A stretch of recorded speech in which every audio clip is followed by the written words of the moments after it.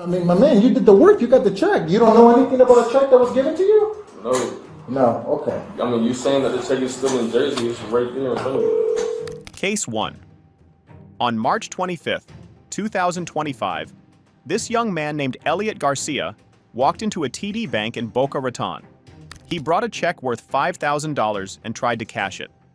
The teller at the bank noticed something strange. The check looked suspicious, and Elliot's story did not make sense. The teller quietly called the police while pretending to help him.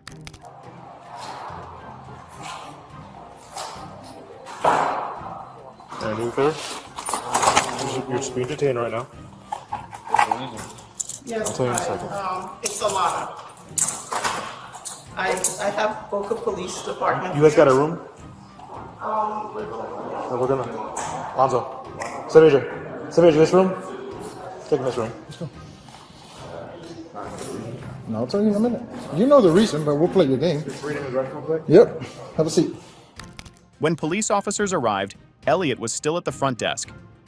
They calmly walked him to a back room and told him he was being lawfully detained while they investigated a case of possible fraud. Elliot was told his rights. He said he was okay with answering questions. Officers asked him how he got the check. At first, Elliot said he worked for a woman who owned property in Florida, and she gave him the check for house repairs. But the woman who owned the check lived in New Jersey and said she never wrote any check to Elliot. She still had her checkbook with her and confirmed the check was still there. He changed his story and said he came from Orlando to stay in West Palm Beach. He then said he traveled to Boca Raton because he did not want to cash the check in West Palm Beach. He also said he flips houses with his cousin, but the cousin was not with him. The story had many holes and it kept changing. In total, Elliot opened the bank account just 15 days before this incident, on March 10th. He had not deposited any money in the account before. His reason for needing the cash was also unclear. Okay, she says she never wrote this check out. She never wrote that check. He said it's for, she has repairs. I do have the check, yes. Can you tell me what happened? Subject came in, approached the teller. I am the assistant manager here. The teller wanted further verification after looking at the subject's identification and the check. The officers became more suspicious after speaking with the bank's assistant manager. The manager said Elliot opened not just one, but 2 new accounts on March 10th. Neither had any money in them. When Elliot came in with a $5,000 check, the staff noticed several red flags. The check was from New Jersey, but Elliot was in Florida. The account was too new. The person who owned the check said she had never written it and had no connection to Elliot. Apparently, he came down from Orlando to West Palm Beach to stay at a hotel because him and his cousin like to flip rundown apartments, houses, correct? Okay, if I'm wrong at any point, correct me, okay? Please. So he's staying in West Palm. He didn't want to cash the check in West Palm because he didn't want to get robbed. But for whatever reason, he couldn't stop in Lantana, Boynton Beach, Delray, any other city that wasn't between West Palm and the city of Boca Raton. He for whatever reason, he's just random. She owns no houses in the state of Florida. She only lives in Jersey, never been down to Boca Raton. Yeah, she lives in Jersey. Okay, she never wrote this check out because she still has the check Where? at her house. How would that be if the check is right there in front of you? I'm asking you that question. That's how I'm trying This to check was figure written out to you. out. Exactly. That's how I'm trying to figure out right now. You have her information there, you can call her. If you're a client, if she's your client, you should call her. I mean, you work in her house, right? I've seen the companies in their house. I'm just literally like, But you said you picked up the check. You went to get the check in Jersey. yeah, I picked up that check. In Jersey. I didn't pick it up though. I got it mailed. Oh, you know what? Let's call her on the phone. We'll put her on the speaker for you. What's the work phone? When asked how he got the check, Elliot gave several different stories. First, he said he was hired to fix houses in Boca Raton, then said he picked up the check in New Jersey, and later said it was mailed to him. At one point, he said he met the woman before, but then said he did not remember where the house was.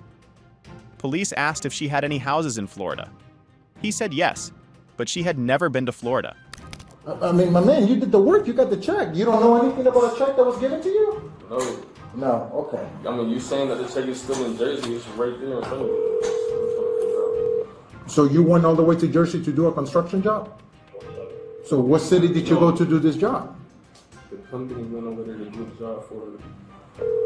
Okay, so you got paid. What's your company? No, it's not my company. You said your company. I said the company. Hey, You said it was your company. I didn't say it. As the police continued talking to Elliot, they realized there was no solid story from him. The check was clearly linked to a person who never met Elliot. That person still had her checkbook and said she did not write anything for repairs. The signatures did not match. The phone number Elliot gave did not connect to any helpful information. The call made to the woman went unanswered at first, but her earlier statement was enough for the bank and the police to stay cautious. Elliot said he had been remodeling houses for a client, but he could not name the street or city. When asked if he had text messages or call logs that showed any work was done, he said no. The officers asked again who gave him the check. Elliot stuck to the beach story. He said he met someone on a Tampa beach who offered him the check and told him to cash it in Boca Raton. He said they wanted to avoid areas like Lantana or Delray Beach. But again, there was no proof. There were no names, addresses, or messages. When the police asked if he had ever been arrested before, Elliot said no. But that did not stop them from treating this case seriously. The officers told him this looked like a planned check fraud. The check was for $4,850, very close to the $5,000 mark that banks often watch closely. The fact that Elliot used a bank account with no history and told unclear stories made things worse for him. So we're giving you the chance to try to help yourself. What would be helping you? The truth. The truth will help you because when we present a case later to the state attorney's office, they're gonna see everything and they're gonna be like, okay, this guy's cooperating or something. I don't think that you're the person involved in this. I think this is a bigger ring. I think that there's way more people involved in this. I don't think you're the only person that they're using to cash these checks. And the reason I know this is because a couple months ago, I made the same arrest for somebody else. It's up to you if you want to see the state, okay, hey, I cooperated, he was being truthful, let's see what we can do to help him out. And I'm not saying to help you out that they're gonna give you a deal or anything like that. I'm not mentioning anything, I'm not promising you anything. I am not. They gave you one check for $1,000 is what you were gonna get. Think about how many checks they're giving out to people, how much money they're making. They're making hundreds of thousands of dollars, and you're about to make $1,000. And like he said, 3 felonies. 3 felonies for $1,000. Let that sink in. You know? It's gonna be up there, you're gonna, depending on the amount of felonies we're gonna put. I don't wanna give you a number, then I'm wrong. You get what I'm saying? But this is the one and only chance and opportunity we're gonna give you to come clean. According to Elliot, he had just come out of a restaurant when a stranger called out to him. The man, described as a dark-skinned guy with dreadlocks and tattoos, offered him a quick way to make $1,000. The total amount on the check was around $4,950, but Elliot's promised cut was just $1,000. At first, Elliot asked if the check was legit. The man confidently said yes, promising that nothing bad would happen. Elliot was unsure, but the offer sounded easy and quick, so he agreed. According to Elliot, the man gave him only one check. Despite earlier saying checks, he later clarified it was just a single check. The man stayed on the phone while Elliot tried to cash it. This was their usual method, Elliot admitted. He explained that this person, who picked him up in a wine-colored electric vehicle, drove him all the way from Tampa to a bank in Boca Raton. Elliot said he was dropped off near a traffic light and walked the rest of the way. The plan seemed simple: go in, cash the check, and walk out with his share. So, what happened? I was at the beach on Tampa When? 2 weeks ago. 2 weeks ago, okay? And then what happened? I was just walking.